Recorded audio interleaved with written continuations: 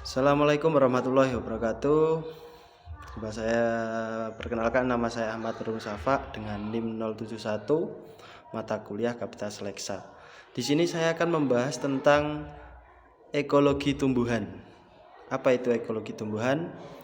Langsung saja dalam pembahasan.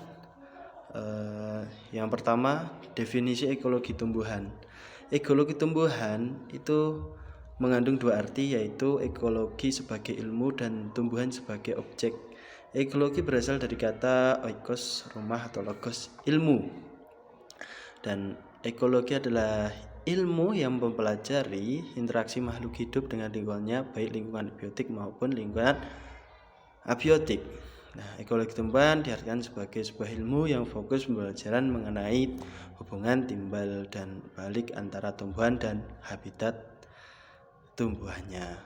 Kemudian pada perkembangan ekologi tumbuhan itu banyak ilmuwan yang berpendapat. Di sini contohnya ada Tensley, King, Jolens, Arthur Christus, Warming, Grimbis. Bisa dibaca dalam slide tersebut. Ya, perkembangan dari tahun 1305 sampai 1905. Kemudian yang selanjutnya itu ada tingkat integrasi dan pendekatan ekologi tumbuhan. Berdasarkan tingkat integrasinya itu, maka secara ilmu kajian ekologi tumbuhan dapat dibagi menjadi dua pendekatan, yaitu sinekologi dan autokologi. Nah, kajian tentang sinekologi itu tentang kelompok organisme tumbuhan yang tergabung dalam satu kesatuan dan saling berinteraksi dalam daerah tertentu. Misalnya mempelajari struktur dan komposisi spesies tumbuhan di hutan rawa. Kemudian ada autoekologi, disebut juga ekologi spesies, yang kajian sejarah hidup secara spesies tumbuhan, perilaku, adaptasi terhadap lingkungannya. Misal ini kajian tentang hubungan antara pohon Pinus marcusii dengan lingkungannya, seperti itu. Kemudian yang selanjutnya itu tingkat integrasi dan pendekatan ekologi tumbuhan. Nah, di sini bisa kita lihat pada slide yang sudah saya tampilkan. Yang sinekologi itu bersifat fisiologis, deduktif, deskriptif, dan sulit merencanakan percobaan atau dengan eksperimen desain. Dan autoekologi bersifat eksperimental, induktif, kuantitatif, dan dapat dilakukan berdasarkan rencana percobaan atau eksperimen desain. Seperti itu. Dan untuk selanjutnya itu ada ekosistem. Ekosistem adalah suatu ekologi yang dalamnya terjadi hubungan timbal balik antara komponen-komponen penyusunnya, dan komponen-komponen penyusun ekosistem secara keseluruhan mencakup komponen biotik dan abiotik. Ekosistem sendiri itu ya, selanjutnya ada komponen abiotik. Komponen abiotik adalah komponen fisik dan kimia yang terdapat pada suatu ekosistem sebagai medium atau substrat untuk berlangsungnya suatu kehidupan. Komponen abiotik meliputi udara, air, garam, mineral, dan sebagainya. Kemudian ada komponen biotik. Komponen biotik itu adalah seluruh makhluk hidup yang ada di bumi, ya. Berarti semua, ada bakteri, kemudian hewan, tumbuhan, dan sebagainya, itu merupakan bagian dari komponen abiotik. Sementara komponen biotik itu dibagi menjadi dua bagian, yaitu komponen autotrof dan komponen heterotrof. Kemudian hubungan antara tumbuhan, nah bisa kita lihat di gambar di situ.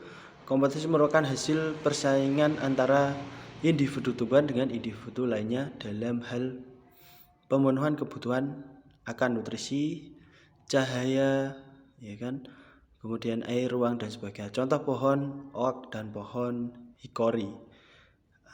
Di bagian timur Amerika Utara tumbuh lebih tinggi daripada kebanyakan pinus, sehingga membayangi spesies yang lebih kecil dan akhirnya mendominasi hutan. Nah, biasanya seperti itu.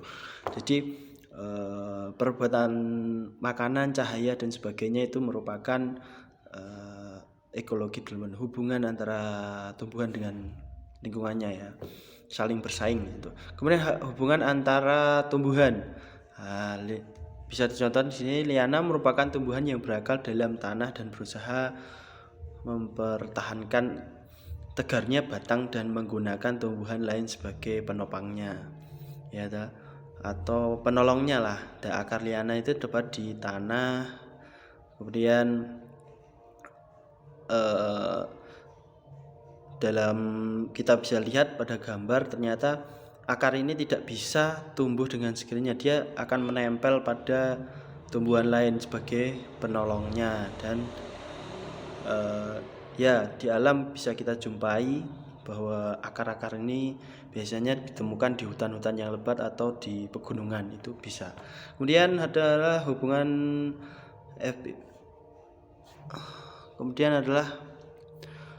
yang selanjutnya adalah ada epifit. Epifit ini kelompok tumbuhan yang memanfaatkan tumbuhan lainnya untuk tempat hidup secara menempel. Bisa kita lihat itu anggrek, kemudian banyak lah. Ini adalah hubungan antara tumbuhan dengan tumbuhan lain itu saling membantu ya, karena beberapa tumbuhan itu hidupnya di tumbuhan lain. Kemudian yang selanjutnya adalah lumut kerak. Lumut kerak adalah terbentuk karena adanya hubungan antara satu atau lebih jenis jamur, biasanya dengan satu atau lebih ganggang hijau atau gangguan biru yang berasal dari satu. Lumut kerak ini merupakan contoh simbiosis mutualisme, hubungan saling menguntungkan, ya kan.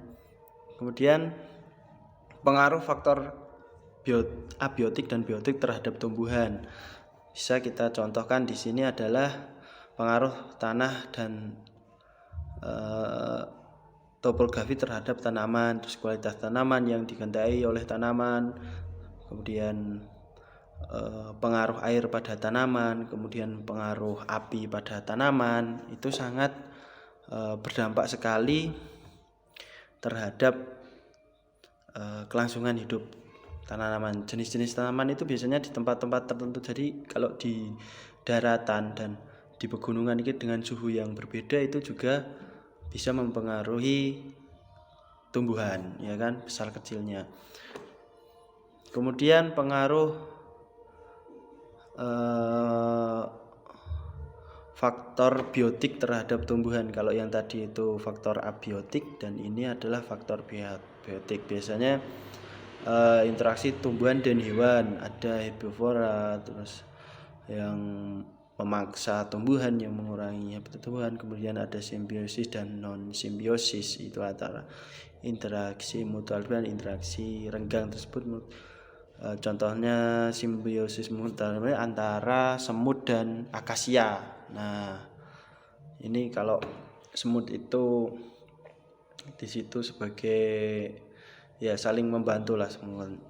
Saya kurang paham. Kemudian yang selanjutnya adalah memahami saling ketergantungannya makhluk hidup.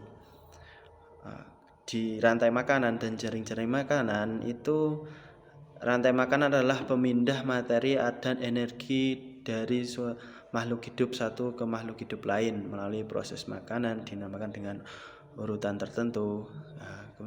Kumpulan rantai makanan ini saling berhubungan disebut dengan jaring makanan.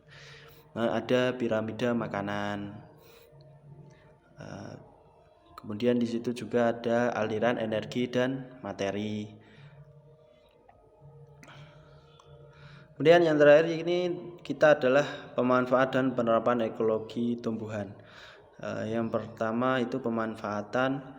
Dalam ekologi tumbuhan, pemanfaatan ekologi secara langsung atau tidak langsung berhubungan erat dengan masalah kependudukan, pertanian, dan lain-lain.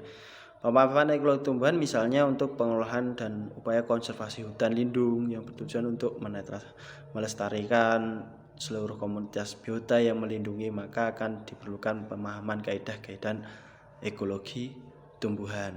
Kemudian ada penerapan ekologi tumbuhan dan ilmu pengetahuan lainnya ternyata meliputi seluruh aspek kehidupan manusia dan lingkungan hidupnya, terutama penerapan dalam bidang pengelolaan sumber daya alam, misalnya pertanian, kehutanan atau perkembangan. Dan penerapan ekologi dalam bidang kehutanan itu merupakan salah satu sumber daya penting bagi manusia. Terus ada lagi ini yang terakhir adalah penerapan ekologi dalam bidang tata kota. Nah, ekologi tumbuhan juga dapat diterapkan dalam bidang tata kota. Melihat realita yang ada saat ini, yaitu semakin sedikitnya lahan yang digunakan untuk pembangunan berbagai bangunan untuk pemerintahan, perdagangan hingga lahan perumahan. Itu hasil kawasan hijau harus dikorbankan untuk mengatasi keterbatasan lahan tersebut.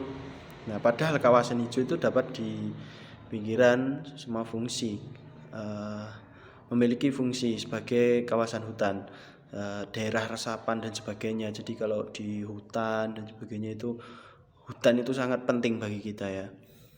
Untuk menghindari hal tersebut, pengembangan dan kota harus berwawasan lingkungan sehingga menjadi sumber daya alam yang berkelanjutan. Jadi kalau di kota itu kita bisa menanam bunga dan sebagainya, tumbuhan-tumbuhan yang memang bisa menyegarkan lingkungan di sekitar kita. Bisa menggunakan pot yang memang banyak sekali tumbuhan-tumbuhan yang bermanfaat untuk mengurangi polusi udara di kota. Nah, sekian dan terima kasih, semoga bermanfaat. Ini pembahasan tentang ekologi tumbuhan. Saya Ari, wassalamualaikum warahmatullahi wabarakatuh.